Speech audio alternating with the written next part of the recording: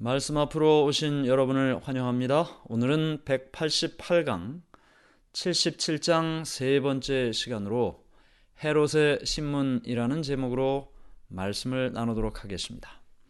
지난 시간 우리는 예수님께서 빌라도에게 신문을 받으시는 장면을 보았습니다. 이 빌라도가 자신의 책임을 회피하기 위하여 예수님을 헤롯 왕에게로 보내죠. 누가복음 23장 6절과 7절에 이렇게 기록하고 있습니다. 빌라도가 듣고 그가 갈릴리 사람이냐 물어 헤롯의 관할에 속한 줄을 알고 헤롯에게 보내니 그때의 헤롯이 예루살렘에 있더라. 빌라도는 예수님을 다시 군사들에게 내줬고 예수님은 폭도들의 조롱과 모욕을 받으면서 헤롯의 재판정으로 끌려갔습니다. 누가복음 23장 8절에 헤롯이 예수를 보고 매우 기뻐하니 이는 그의 소문을 들었으므로 보고자 한지 오래였고 또한 무엇이나 이적 행하심을 볼까 바랐던 연고로라. 헤롯은 예수님을 만나본 적이 없었습니다. 그저 소문으로만 예수님에 대해 듣고 알고 있었습니다. 우리가 아는 이 헤롯은 예전에 침례 요한을 죽인 그 헤롯 왕이었습니다. 처음에 헤롯이 예수님에 대한 소문을 들었을 때는 두려워했었습니다. 그 이야기가 마가복음 6장 16절에 이렇게 기록을 하고 있습니다. 헤롯은 듣고 이르되 내가 목벤 요한 그가 살아났다 하더라. 헤롯이 침례 요한이 죽은 이후에 예수님의 소문을 듣고 죽은 요한이 살아난 것이라고 생각을 했었습니다. 두려워했겠죠. 또 마태복음 14장 1절과 2절은 이렇게 기록하고 있습니다. 그때에 분봉왕 헤롯이 예수의 소문을 듣고 그 신하들에게 이르되 이는 침례 요한이라. 그가 죽은 자 가운데서 살아났으니 그러므로 이런 능력이 그 속에서 역사하는도다 하더라. 헤롯은 그렇게 예수님에 대하여 두려워하기도 했지만 또 예수님에 대한 호기심도 있었습니다. 그래서 예수님을 만나고 싶어 했었습니다. 만일 자신이 예수님을 석방시켜 줄 수 있다는 가능성을 보여주면 자신이 요구하는 그것을 무엇이든지 할 것이라고 그는 기대했습니다. 제사장들과 장로들의 큰 무리가 예수님을 따라 헤롯 왕에게까지 왔습니다. 예수님께서 끌려 들어갈 때 이 관리들은 화난 목소리로 예수님에게 비난을 퍼부었습니다. 그러나 헤롯은 그들의 고소에 전혀 관심이 없었습니다. 그는 예수님께 질문하기 위해서 사람들에게 조용히 하라고 말했습니다. 그는 예수님을 묶은 줄을 풀도록 하고 예수님을 너무 난폭하게 다룬다고 사람들을 책망하기도 했습니다. 예수님의 침착한 얼굴을 동정심을 가지고 바라보던 그는 예수님의 얼굴에서 지혜와 순결만을 찾을 수 있다는 것을 알게 됩니다. 빌라도처럼 헤롯도 예수님께서 적대적인 마음 또는 질투 때문에 고소당했다는 사실을 알게 됐던 것입니다. 누가복음 23장 9절과 10절에 헤롯은 예수님에게 여러 이야기로 이야기합니다. 여러 말로 물으나 아무 말도 대답하지 아니하시니 대제사장들과 서기관들이 서서 힘써 고발하더라. 헤롯이 여러 말로 질문을 했지만 예수님께서는 깊은 침묵만을 지키고 있었습니다. 왕의 명령으로 노쇠한 불구자들을 불러들였습니다. 그리고 예수님께서 그들에게 이적을 행함으로 자신의 능력을 나타내도록 이 헤롯 왕이 요청을 했습니다. 사람들이 당신이 병자를 고칠 수 있다고 말하니 나는 당신의 널리 퍼진 명성이 거짓이 아니었다는 사실을 보기를 원하노라 하고 헤롯은 말했습니다. 그러나 예수님께서 이 요청에 아무런 반응을 하시지 않자 헤롯은 계속해서 재촉을 합니다. 그대가 다른 사람을 위하여 이적을 행할 수 있다면 지금 당신 자신의 유익을 위하여 그것을 해봐라. 그리하면 그것이 그대의 선한 의도에 도움이 될 것이다. 그는 다시 명령하면서 그대가 소문난 대로 능력을 가졌다는 표적을 우리에게 보이라 하고 명령을 했습니다. 그러나 예수님께서는 듣지 못하고 보지 못하는 사람처럼 서 계셨습니다. 자신을 위해서는 이적을 행하지 않으셨습니다. 광야에서 시험 받으실 때도 마찬가지였죠. 자신을 위해서는 이적을 행하지 않으셨습니다. 헤롯은 예수님께서 자기 앞에서 어떤 이적을 행한다면 석방시키겠다고 약속했습니다. 예수님을 고소하던 자들, 그 사람들의 마음이 어땠을까요? 그들은 이미 예수님의 능력으로 이루어진 위대한 일들을 직접 눈으로 보았습니다.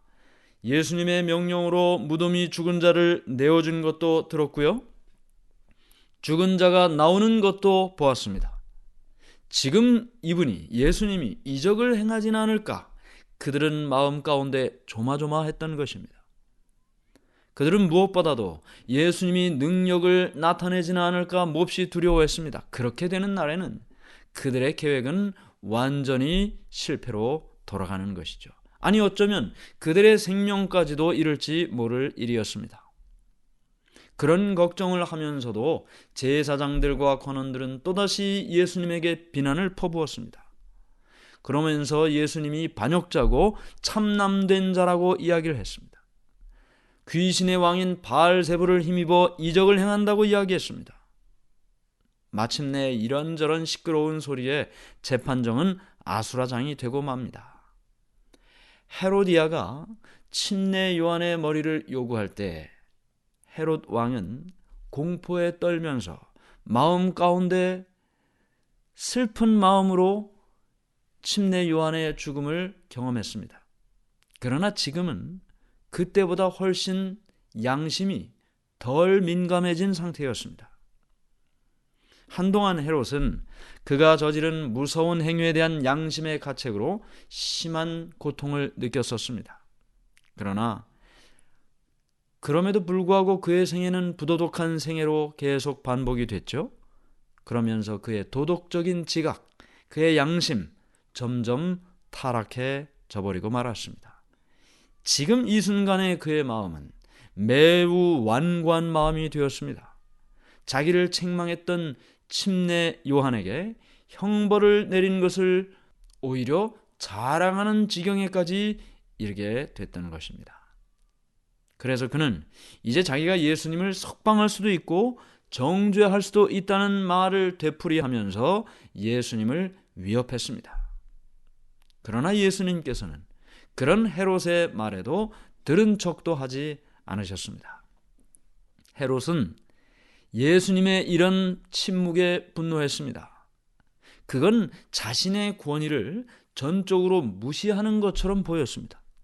자만심이 강하고 도동한 이 헤롯 왕에게는 이처럼 무시당하는 것보다 차라리 공개적인 견책이 훨씬 덜 모욕적이었을 것입니다. 다시 그는 화를 내면서 예수님을 위협했습니다. 그러나 예수님께서는 역시 미동도 하지 않은 채 침묵을 지키고 계셨습니다. 이 세상에 예수님의 사명은 쓸데없는 호기심을 만족시키는 것이 아니었습니다. 무엇을 위하여 이 땅에 예수님께서 오셨습니까? 이런 한 사람의 호기심을 만족시키기 위하여 오신 것이 아니죠. 상한 심령을 고치기 위하여 오셨습니다. 죄로 병든 영혼들의 상처를 싸매기 위하여 말씀을 해주셨습니다. 만일 누군가 예수님께 나와서 상한 심령에 만족을 줄 만한 말씀을 기대하고 요청했다면 예수님께서는 침묵하지 않으셨을 것입니다. 그러나 예수님께서는 거룩하지 않은 발로 진리를 짓밟는 자들을 위해서는 한마디의 말씀도 하지 않으셨습니다. 물론 예수님께서는 완고한 왕의 귀를 찌를 수 있는 말씀을 헤롯 왕에게 하실 수도 있었습니다. 죄에 가득 찬 헤롯의 생애와 그리고 다가오는 무서운 운명을 그의 앞에 말씀하시면서 이 헤롯 왕이 공포와 전율에 사로잡히도록 하실 수도 있었습니다. 그러나 예수님의 침묵은 예수님이 그에게 주실 수 있는 가장 강력한 지적이고 견책이었습니다. 헤롯은 이미 선지자 중에 가장 큰 선지자인 침례 요한을 통해 그에게 주어진 진리를 거절했습니다. 그러므로 이제 그가 받을 만한 다른 기별은 없었습니다. 하늘의 하나님께서 그에게 하실 말씀이 하나도 없는 것입니다. 인간의 슬픔에 항상 귀를 기울이시던 그분의 귀는 헤롯의 명령을 받아들일 여지가 없었습니다. 동정과 관대한 사랑으로 뉘우치는 죄인을 항상 바라보던 예수님의 눈은 헤롯에게는 아무런 시선도 주질 않으셨습니다. 가장 감명 깊은 진리를 말씀하시고 가장 흉악하고 타락한 자들에게 가장 부드러운 음조로 탄원하시던 예수님의 입술이 구주의 필요를 느끼지 않은 거만한 왕에게는 닫혀 있었던 것입니다. 헤롯의 얼굴은 점점 분노로 어두워져 갔습니다. 그는 군중들을 둘러보면서 분노한 음성으로 예수님을 사기꾼이라고 말했습니다. 그리고 예수님을 향해 다음과 같이 말합니다. 만일 그대가 그대의 주장에 대한 증거를 보이지 않는다면 내가 그대를 군병들과 백성들에게 넘겨줄 것이다. 그들은 그대로 하여금 말하게 할 수 있을 것이다. 그대가 사기꾼이라면 그들의 손에서 그대가 기대할 수 있는 것은 오직 죽음뿐이다. 그대가 하나님의 아들이라면 이적을 행하여 그대 자신을 구원하라. 여러분, 이적을 지금까지 예수님께서 행하지 않으셨습니까? 이 자리에서 이적 행하는 것이 뭐가 그렇게 어려운 일이었을까요? 그렇게 하면 살아날 수 있다고 이야기하는데. 그러나 그럼에도 불구하고 예수님은 미동도 하질 않으셨습니다. 오히려 헤롯 왕이 이렇게 이야기를 할 때 사람들은 예수님에게 달려들었습니다. 예수님께서 이리저리 끌려다니셨고 헤롯은 폭도들과 연합하여 하나님의 아들을 모욕했습니다. 로마의 군병들이 폭도들을 가로막지 않았더라면 예수님께서는 아마 어쩌면 죽을 수도 있었을 것입니다. 누가복음 23장 11절 12절. 헤롯이 그 군인들과 함께 예수를 업신여기며 희롱하고 빛난 옷을 입혀 빌라도에게 도로 보내니 헤롯과 빌라도가 전에는 원수였으나 당일에 서로 친구가 되니라. 헤롯과 유대인의 지시를 받은 부패한 군병들이 그들이 선동하는 온갖 모욕을 예수님께서는 다 받으셨습니다. 그러나 그분은 거룩한 인내심을 끝까지 잃지 않으셨습니다. 헤롯은 양심의 가책을 받고 있었습니다. 마지막 자비의 광선이 죄로 굳어진 그의 마음을 비추고 있었습니다. 헤롯은 이 죄수가 보통 사람이 아니라는 것을 마음속으로 느꼈습니다. 왜냐하면 그 예수님 속에서 신성이 인성을 통해 번쩍였기 때문입니다. 예수님께서 조롱하는 자들, 간음하는 자들, 살인하는 자들에게 둘러싸인 그 시간에 헤롯은 자신이 보좌에 앉으신 하나님을 보고 있다는 것을 느꼈습니다. 그처럼 마음이 굳은 헤롯도 예수님에 대한 선고를 감히 결정할 수 없었습니다. 그래서 그도 그 무서운 책임에서 벗어나기 위해 예수님을 다시 빌라도에게로 돌려 보내는 것입니다. 오늘 우리는 헤롯이 예수님을 신문하는 장면을 보았습니다.